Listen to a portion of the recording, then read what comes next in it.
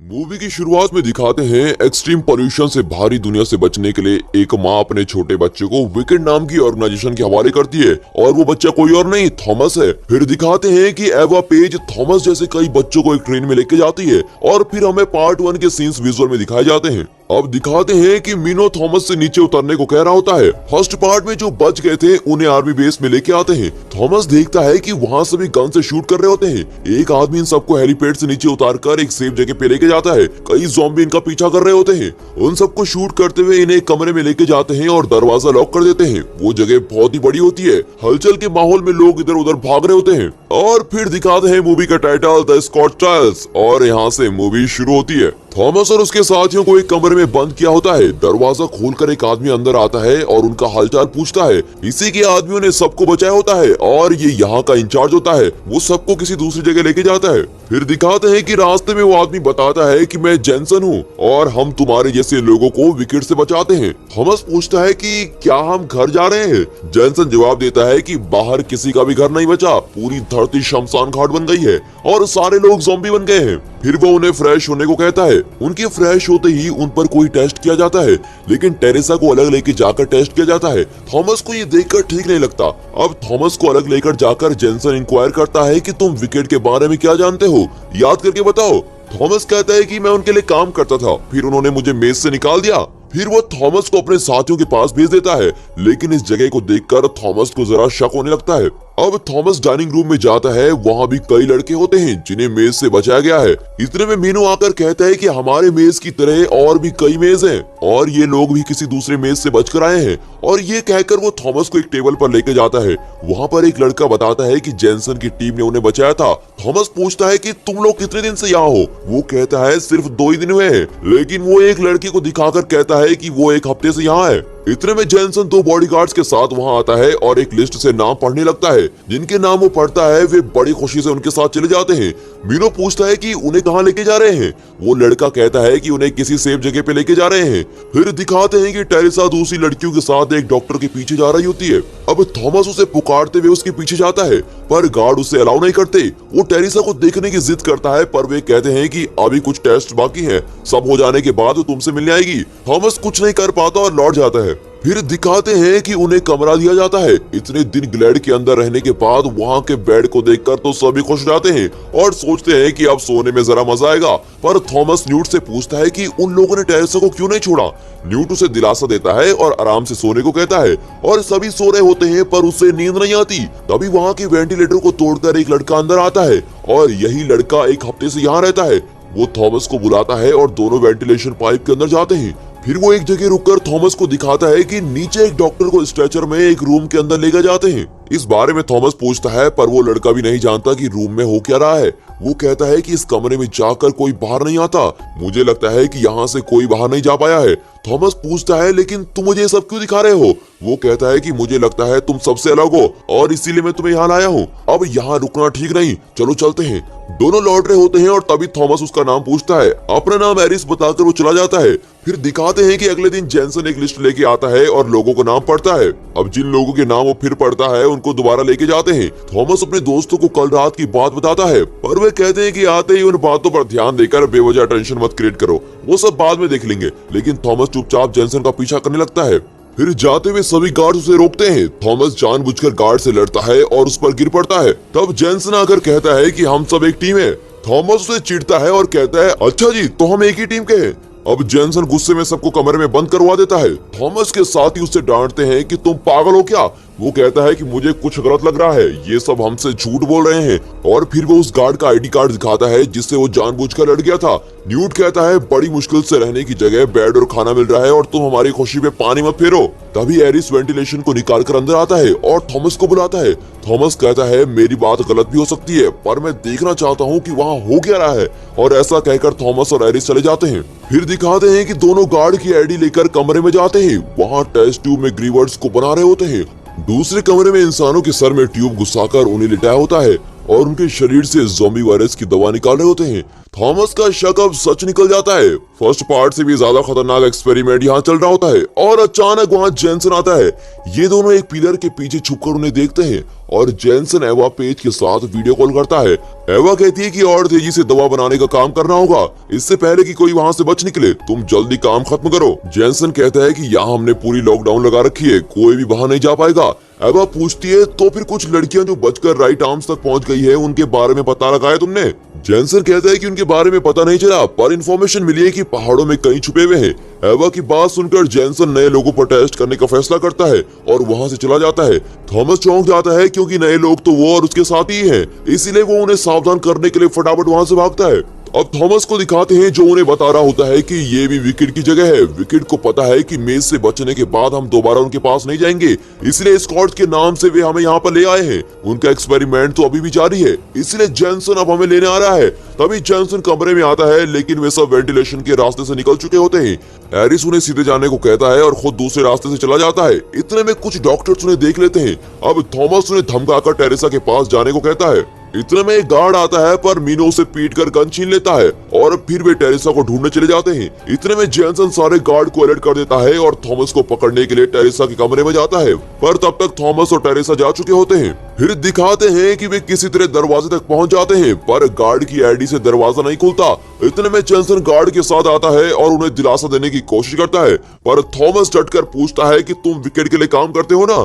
Jensen कहता है कि तुम ये दरवाजा कभी नहीं खोल सकोगे। इतने में दरवाजे के उस तरफ से एरिस उसे खोल देता है और सब बचकर भाग रहे होते हैं। जेनसन दरवाजा बंद करने का ऑर्डर देता है और वे बंद होने लगता है। थॉमस लगातार शूट कर रहा होता है ताकि कोई उनके पीछे ना आए और बुलेट्स के खत्म होते ही वो तेजी से दरवाजे के बीच से होकर दूसरी तरफ चला जाता है। थॉमस और उसके साथी मेन गेट खोलकर बाहर भागते हैं। जेनसन के आदमी उनको पकड़ने के लिए बाहर आते हैं और उससे बचकर ये लोग एक टूटी हुई बिल्डिंग में छुप जाते हैं। एक्चुअली उन्हें खुद पता नहीं होता कि वे वहां से क्यों भागे थे। बिना कुछ सोचे थॉमस के कहने पर वे सब वहां से भाग गए हैं। अब वे थॉमस से पूछते हैं कि उसका क्या प्लान है। थॉमस उन्हें लैब में दिखाई हुई सारी बातें बताता है और जेनसन और एवा के बीच हुई बातों के बारे में भी सब बताता है। इंसान के शरीर से ये लोग कोई दवा निकालने की कोशिश कर रहे हैं और शायद हमारे खून में कुछ है जो इन्हें चाहिए, इसलिए हमें यहाँ रखा हुआ है। किसी पहाड़ पर राइट आर्म नाम का कोई ग्रुप है जिसने कुछ लोगों को विकेट से बचाकर सुरक्षित रखा है। इस तरह एक्सप्लेन करके थॉमस उन्हें उस बिल्डिंग से जरूरत की चीजें लेने को कहता है। सब वहाँ ढूंढकर कुछ चीजें इकट्ठा करते हैं। मीनो और थॉमस एक वायर को देखते हैं और पास ही एक आदमी सोफे पर मरा पड़ा होता है। दोनों वायर को फॉलो करते हुए जाते हैं और पावर बॉक्स को स्विच ऑन करते हैं। वहाँ की सारी लाइट्स ऑन हो जाती हैं। इतने में थॉमस के पीछे से उन्हें कोई अटैक करने की कोशिश करता है और कुछ ही देर में कई ज़ॉम्बी उन्हें अटैक करने लगते हैं। दोनों उनसे बचकर भागते हैं। ऊपर सब उनका इंतजार कर रहे होते हैं पर दोनों चिल्लाते हैं कि यहाँ से भागो। ज़ॉम्बी से बचने के लिए वे इधर उधर भागने लगते हैं और बड़ी मुश्किल से वे ज़ॉम्बी से बचकर एक जगह पर पहुँचते हैं। उस जगह पर सिर्फ एक ही दरवाजा होता है और वो भी लॉक किया होता है। कुछ लोग दरवाजा तोड़ने लगते हैं। इतने में टीम का एक आदमी ज़ॉम्बी को शूट करने लगता है लेकिन वो बहुत देर शूट नहीं कर पाता और ज़ॉम्बी बहुत पास आ जाते हैं। इतने में वो दरवाजा भी टूट जाता है और सब वहाँ से भागकर निकल जाते हैं। और ज़ॉम्बीज को शूट करते हुए वो आदमी अंदर फंस जाता है। एक तरफ ज़ॉम्बीज उसे खींच रहे होते हैं और दूसरी तरफ उसकी टीम खींच रही होती है। ज़ॉम्बीज उसका पेट चीर रहे होते हैं पर उसकी टीम उसे बचा लेती है। फिर वे सब किसी तरह बचकर एक छोटी सी जगह पर आ पहुंचते हैं। अब दिखाते हैं कि अगली सुबह उठकर वे किसी जगह को दिखाते हैं। वहाँ कोई बिल्डिंग नहीं होती और वो जगह बिल्कुल रेगिस्तान लगती है। दूसरी ओर विकेट उन्हें ढूंढ रहा होता है। वे प्लान करते हैं कि किसी तरह बचकर उस पहाड़ तक पहुंचना होगा जहाँ राइट आर्म से। इतने में वो आदमी बेहोश हो जाता है जिसे ज़ॉम्बी ने अटैक किया होता है और उसे एक लकड़ी से बांधकर वे साथ लेके जाते हैं। अब कड़ी धूप में वे एक जगह थक कर रुक जाते हैं। थॉमस पहाड़ तक की डिस्टेंस कैलकुलेट कर रहा होता है। टेरेसा उसके पास आकर अपनी गर्दन पर लगा हुआ निशान दिखाती है जो विकेट का कोई बारकोड होता है। वो कहती है कि उसे अब सब कुछ याद आ गया है। यहाँ की हालत बदलने के लिए दवा की जरूरत है और हम दोनों उसकी दवा की रिसर्च कर रहे थे, इसीलिए बेहतर यही होगा कि हम वहाँ लौट जाएं। पर थॉमस कहता है पागल मत बनो, वे हमें टेस्टिंग के लिए यूज कर रहे थे। हमारे साथियों को भी उन्होंने मार दिया था। इस पर टेरेसा कहती है कि सब कुछ ठीक ही तो चल रहा था पर बीच में तुमने सब कुछ बिगाड़ डाला।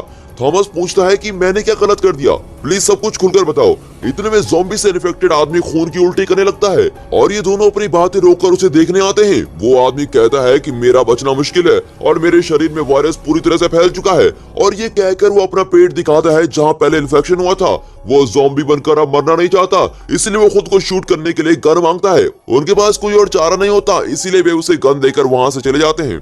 अब दिखाते हैं कि रात को वो एक जगह कैंप फायर लगाकर बैठे होते हैं। तब मीनो कहता है कि विकेट ने जो बड़ा चढ़ाकर मेज के अंदर हमें ट्रेनिंग दी थी, उसे तो मुझे लगा कि वायरस हमारा कुछ नहीं बिगाड़ पाएगा। तब टेरेसा बताती है कि सभी में वो शक्ति नहीं होती, गिने चुने लोगों में ही ज़ॉम्बी वायरस से लड़ने की इम्यूनिटी होती है। बाकी लोग अगर इन्फेक्ट हो गए तो जरूर ज़ॉम्बी बन जाएंगे। अब अगले दिन वे कड़ी धूप में फिर से चलना शुरू करते हैं। उनके पास पानी भी नहीं होता और थकान के मारे कोई चल भी नहीं पा रहा होता है। रात को वे खुली जगह में सो जाते हैं। अचानक थॉमस उठकर देखता है कि दूर एक लाइट जल रही होती है। वो सोचता है कि वहाँ जरूर कोई होगा। फिर वो सभी को उठाता है और वे उस दिशा में जाने लगते हैं। अचानक क्लाइमेट चेंज होने लगता है। ग्लोबल वार्मिंग की वजह से सब कुछ जल्दी जल्दी चेंज हो रहा होता है। घने बादल छाने लगते हैं और अचानक तेज रोशनी के साथ बिजली गिरती है। लगता है बिजली उनका पीछा कर रही है। उससे बचने के लिए वे यहाँ वहाँ भाग रहे होते हैं। तब मीनो के पास की किसी चीज पर बिजली गिरती है और उस धमाके से वो बेहोश हो जाता है। उसे उठाकर वे सब बिल्डिंग के अंदर भागते हैं। अब दिखाते हैं कि मीनो बिल्कुल ठीक होता है। टेरेसा को उस बिल्डिंग में कुछ ठीक नहीं लगता। वो उस जगह को चेक कर रही होती है कि अचानक एक ज़ॉम्बी उस पर अटैक करने की कोशिश करता है, पर वो रस्सी से बंधा होता है, इसलिए वो टेरेसा को छू नहीं पाता। वो टॉर्च चलाकर देखती है कि वहाँ तो कई ज़ॉम्बीज हैं जो बांध कर रखे गए हैं। उसकी टॉर्च की रोशनी में एक औरत आती हुई दिखती है। उसका नाम ब्रेंडा है। वो बड़े ठाठ से ज़ॉम्बी के बीच से चलकर आती है और थॉमस की टीम को अंदर बुलाती है। इन्हें डर लगता है पर वे घबराते हुए उसके पीछे चलने लगते हैं। तब ब्रेंडा कहती है कि जॉर्ज तुमसे मिलकर खुश होगा, क्योंकि आज तक स्क्वाड से कोई जिंदा बाहर नहीं निकला है। वो उन्हें जॉर्ज के पास लेके जाती है और उनके पीछे ब्रेंडा के आदमी भी आ रहे होते हैं, जो देखने में बिल्कुल गुंडे की तरह लगते हैं। थॉमस को लगता है कि हम सब बुरी तरह से फंस चुके हैं। इतने में वे जॉर्ज के कमरे में पहुंचते हैं। वो उन्हें देखकर पूछता है कि तुम लोग कहां से आ रहे हो और कहां जा रहे हो? तुम लोगों से क्या मुझे कोई फायदा होगा? थॉमस जवाब देता है कि हम राइट आर्म्स की तलाश में निकले हैं। जॉर्ज पूछता है कि तुम लोग हो कौन? थॉमस चिढ़कर कहता है कि तुम्हें इससे क्या मतलब? ये सुनकर पीछे खड़े गुंडे उसे टेबल पर लॉक करते हैं और ब्रेंडा बारकोड स्कैनर से उसकी गर्दन को स्कैन करती है। थॉमस सोचता है कि सिर्फ टेरेसा की गर्दन पर ही बारकोड है, पर असल में विकेट ने सबकी गर्दन पर बारकोड बनाया होता है। स्कैन करते ही थॉमस की सारी डिटेल्स जॉर्ज को मिल जाती है और वो कहता है कि अगर हम इन्हें विकेट के हवाले कर देते हैं तो हमें बहुत सारे पैसे मिलेंगे। फिर वो उन सबको मटन स्टॉल में लटकते भेड़ बकरियों की तरह उल्टा कर देते हैं। अब वो पूछता है कि तुम राइट आर्म के बारे में क्या जानते हो? थॉमस कुछ नहीं बताता। फिर वो एक लीवर को दबाने की धमकी देता है। तब थॉमस बताता है कि राइट आर्म से एक पहाड़ पर है और उन लोगों ने विकेट के चंगुल से कुछ लोगों को बचा कर रखा है। हम सिर्फ इतना ही जानते हैं। इतने में वहाँ पर एक आदमी आता है और उससे बातें करते हुए जॉर्ज बाहर जाता है। अब जॉर्ज जल्दी जल्दी अपना बैग पैक कर रहा होता है। ब्रेंडा पूछती है कि तुम कहाँ जा रहे हो? जॉर्ज कहता है कि मैं राइट आर्म्स के पास जा रहा हूँ। इन लोगों को ले जाने के बहाने हम वहाँ जा पाएंगे। फिर दिखाते हैं कि थॉमस और उसके साथी रस्सी खोलने की कोशिश कर रहे होते हैं। इतने में विकेट के लोग वहां पहुंचकर अटैक करने लगते हैं। थॉमस की टीम एक दूसरे को धक्का देकर आखिर में टेरेसा को एक ग्रिल तक पहुंचाते हैं। फिर वो ग्रिल को पकड़कर अपनी रस्सी खोल देती है और दूसरों को भी बचाती है। इतने में जॉर्ज का एक गुंडा वॉकी टॉकी पर जैनसन से कहता है कि मैं इन लोगों को तुम्हारे हवाले कर दूंगा। फिर वो थॉमस की टीम को रोक देता है। थॉमस उससे लड़ने लगते हैं पर उनके पास पिस्तौल होती है। इतने में ब्रेंडा उस गुंडे पर गोली चलाती है और थॉमस से कहती है कि चलो यहाँ से बच निकलते हैं। वो उन्हें बाहर ले जाती है पर टेरेसा छुपके से उस गुंडे की वॉकी टॉकी उठाकर रख लेती है। जॉर्ज ऊपर रिकॉर्डर में कोई पुराना गाना चलाता है और इन लोगों के पास आता है। वहाँ दूसरी बिल्डिंग में जाने के लिए एक रस्सी बंधी होती है, जिस पर ये लोग बंदरों की तरह एक एक करके लटक कर जा रहे होते हैं। ब्रेंडा अंदर कुछ लेने के लिए भागती है। थॉमस भी उसके पीछे जाता है। वे बाहर आने वाले होते हैं कि इतने में विकेट के आदमी आ जाते हैं और उन्हें शूट करके दोनों रूफ पर चढ़ जाते हैं। विकेट के आदमी उन्हें फॉलो कर रहे होते हैं। ब्रेंडा थॉमस से कहती है कि गाना खत्म होने वाला है, तुम जल्दी चलो। थॉमस पूछता है कि गाना खत्म हो गया तो क्या होगा? वो कहती है कि वो एक टाइम बॉम्ब की तरह है। तभी गाना खत्म होता है और बॉम्ब फटता है। लगभग पूरी बिल्डिंग गिर जाती है, पर थॉमस और ब्रेंडा किसी तरह बचकर एक पिट के अंदर चले जाते हैं। तब थॉमस पूछता है कि तुम हमारी मदद क्यों कर रही हो? वो कहती है कि जॉर्ज किसी तरह राइट आर्म्स के पास पहुंचना चाहता है, क्योंकि ये जगह ज़ॉम्बी से घिर चुकी है। इसलिए हम भी तुम्हारे साथ राइट आर्म्स के पास जाकर सेफ रहना चाहते हैं। थॉमस पूछता है कि क्या तुम जानती हो कि राइट आर्म्स कहाँ है? ब्रेंडा कहती है कि जगह तो मैं नहीं जानती, लेकिन मैं मार्कस को जानती हूँ जो उनके लिए काम करता है। इसीलिए हम सब मार्कस के पास जा रहे हैं। बातें करते हुए वे एक टनल के अंदर जाते हैं। टनल के अंदर एक तरफ की दीवार लाल रंग की कंटीले पौधों से भरी होती है। इतना ही नहीं, वहाँ पड़ी हुई कुछ लाशों से भी वही पौधे उग रहे होते हैं। वे उसे चेक करने की कोशिश करते हैं और तभी एक चूहा ब्रेंडा को काटने की कोशिश करता है। ब्रेंडा उसे लात मारती है और चूहा चिल्लाते हुए टनल के अंदर भागता है। वे टॉर्च मारकर उसे देखते हैं, तभी अचानक एक डरावनी दिखने वाली लाश उनके सामने आ जाती है और उस चूहे को पकड़कर खाने लगती है। तब पता चलता है कि वो लाश नहीं, ज़ॉम्बी है। और इतने में वहाँ पड़े हुए कुछ और ज़ॉम्बी उठकर इनका पीछा करने लगते हैं। ये लोग टनल की दूसरी तरफ भागने लगते हैं और टनल का एंड तक पहुंच जाते हैं। वहाँ पर एक बिल्डिंग होती है और ये लोग उस बिल्डिंग पर चढ़कर उसके ऊपर भागते हैं, पर ज़ॉम्बी वहाँ भी पीछा नहीं छोड़ते। तभी ब्रेंडा फिसलकर ग्लास के ऊपर गिर जाती है। उसके गिरते ही ग्लास क्रैक होने लगता है और थॉमस उसे बचाने के लिए हाथ बढ़ाता है। तभी अचानक एक बेवकूफ ज़ॉम्बी ब्रेंडा को अटैक करने के लिए उस ग्लास पर कूद जाता है और ब्रेंडा को खींचने लगता है। थॉमस लोहे की रॉड से ग्लास तोड़ देता है और ब्रेंडा को पकड़ लेता है। अब वो ज़ॉम्बी नीचे गिरकर मर जाता है, पर उस ज़ॉम्बी ने ब्रेंडा के पैर में काट दिया होता है। इन्फेक्शन को फैलने से रोकने के लिए वो पैर पर एक कपड़ा टाइट बांध देती है। अब दिखाते हैं कि दोनों एक ब्रोथल हाउस पहुंचते हैं। वहाँ कई गरीब और बेघर लोग सड़क पर असुरक्षित जिंदगी जी रहे होते हैं। थॉमस समझ जाता है कि विकेट अपनी दवाइयाँ सिर्फ अमीरों के लिए बना रहा है। मिलिट्री भी उन्हीं लोगों की रक्षा कर रही है। वे एक आदमी से मार्कस के बारे में पूछते हैं। वो कहता है कि मार्कस तो मर चुका है। फिर थॉमस अपने साथियों के बारे में पूछता है। वो कहता है कि वे अंदर हैं, पर तुम इसे पीकर ये अंदर जा सकते हो, और ये कहकर वह उन्हें एक बोतल देता है। दोनों उसे पीकर अंदर जाते हैं। वहाँ कई लड़कियां होती है और ये दोनों नशे में धुत इधर उधर चल रहे होते हैं।